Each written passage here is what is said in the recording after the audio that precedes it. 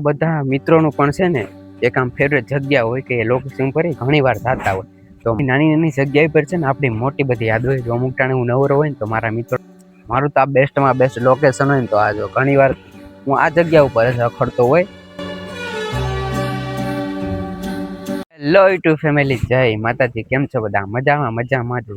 સ્વાગત છે તમારું ફરી આપણા એક નવા બ્લોગ ની અંદર. ફેમિલી, આજ તો અમારા માટે એક ધમાકેદાર બ્લોગ લઈને આવ્યો છું કે આપણે ગમે એ માણસ હોય એની ફેવરેટ એક લોકેશન તો હોય ને. મારું એક લોકેશન છે મારા ગામનું તળાવ. હું તમને આખો એનો પરિચય કરા કે કેવી રીતનું છે અને એની હારે કેટલી મારો યાદો જોડાયેલી છે. તો આપણે બ્લોગમાં કન્ટિન્યુ બની રહેશે, તમને બધી ખબર પડી જશે.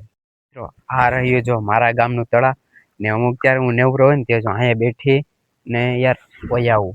કારણ કે યાર અહીંયા મનને એટલી શાંતિ મળે. અહીંનું નેચરલ આખું વાતાવરણ મસ્ત મજાનું છે. મારા મનને આખી શાંતિ મળી જાય.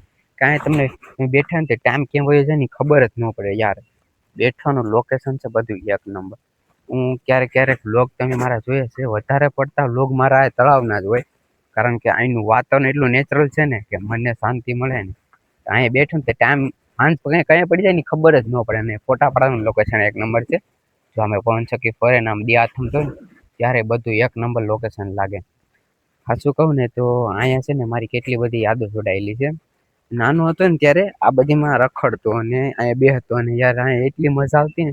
તો આ બધું છે ને ગૌશરણ છે એટલે આ બધું ગાયો ચરતી હશે ને એવું બધું વાતાવરણમાં છે ને યાર. આની લોકેશનની વાત કરું ને તો અત્યારે કેમેરામાં જેવું દેખાતું એવું પણ રિયલમાં તમે જોવો ને તો તમને એક નંબર જોવાની મજા આવે. કેમેરામાં તો આપણે આંખે જેટલું તો કેદ ન થાય, પણ જેટલું થાય એટલું હું કવર કરું. આનો તમને સિનેમેટિક શોટ થોડોક બતાવો તો એન્જોય કરો.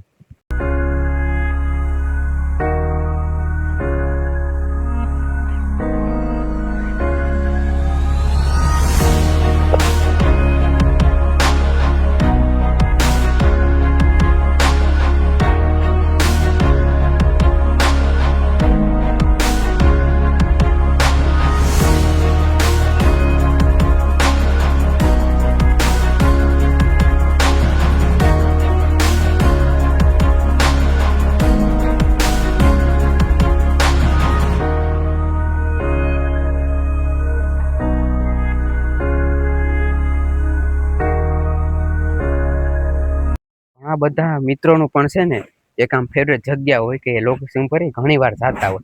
તો મારું તો આ ફેવરેટ લોકેશન છે. તમારું કઈ ફેવરેટ લોકેશન નહીં જરા કમેન્ટ કરી દેજો. જો અહીંયા જો પક્ષી બોલે ને યાર વાતાવરણની વાત આખું નેચરલ ને મને તો અહીંયા યાર મજા જ આવા કરે. ને કેવો લાગ્યો આપણો સિનેમેટિક શોટ એ જરા કમેન્ટમાં જણાવવાનું ભૂલતા નહીં. અત્યારે તો આના વિશે એટલું બધી તો ખાસ હું ડિટેલમાં નહીં કહું.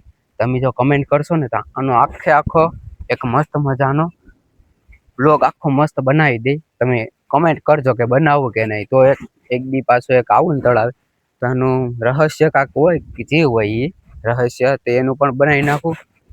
તો તમે કઈ રીતનું હું હવે બનાવું તમે કમેન્ટ કરી દેજો કઈ રીતનું બનાવું ને એમ.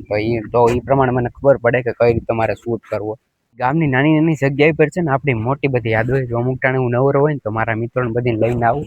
આ કાંઠે ગમે ત્યાં જગ્યા મળે ને એના દોસ્તા હેરે ગપ્પા લગાડવું ને યાર એ મજા છે ને કે આપણે ટાઈમ જ કેમ પસાર થાય ને એ જ ન ખબર.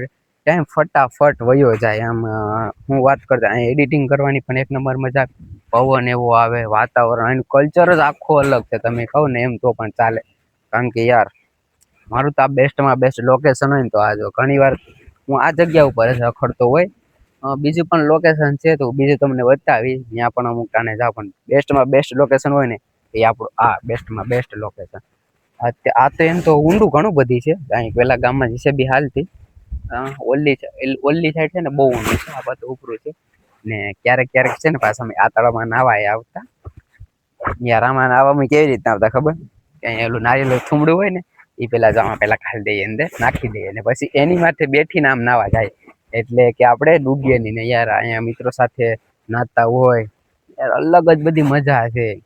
આપણે ક્યારેક નાવા આવશું ને લગભગ તો હવે તો નહીં આવશું કારણ કે ઘરેથી પરમિશન નથી મળતી હવે. પણ આવશું જો પરમિશન આપશે ને તો આવશું ને તો હું તમને બતાવીશ કે અહીંનું કેટલું મસ્ત મજાનું નેચરલ વાતાવરણ છે ને અહીં નાવાની અંદર કેટલી મજા આવે.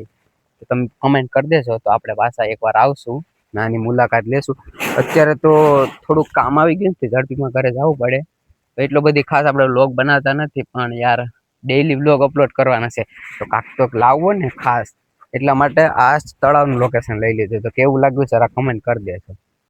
ઘણા બધા લોકો માટે તો આ ગામના લોકો માટે તો સામાન્ય તળાવ છે, પણ મારું ગામનું બેસ્ટ લોકેશન આ અને ખાસ જગ્યા તો તમને ખબર હશે કે યાર આ તળાવની તો હું વાત કરું ને એટલી ઓછી છે.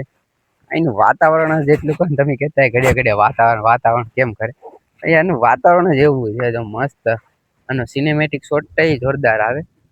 તો ભાઈ ગામડાની લાઈફ કાંઈક આવી હોય એ ગમે ને રખડતા હોય ને. બસ આજના બ્લોગમાં આપણે એટલું બધી કંઈ ખાસ લેતા નથી. બસ આજનો બ્લોગ આપણો અહીં સુધી હતો. આશા છે તમને ગમ્યું છે. તો ગમ્યું હોય તો યાર લાઈક, કમેન્ટ, શેર, સબસ્ક્રાઈબ કરવાનું ભૂલતા. મળીએ તમને ફરી એક નવા બ્લોગ સાથે. બને જય માતાજી એન્ડ બાય બાય. સબસ્ક્રાઈબ કરવાનું ભૂલતા નહીં. Bye bye.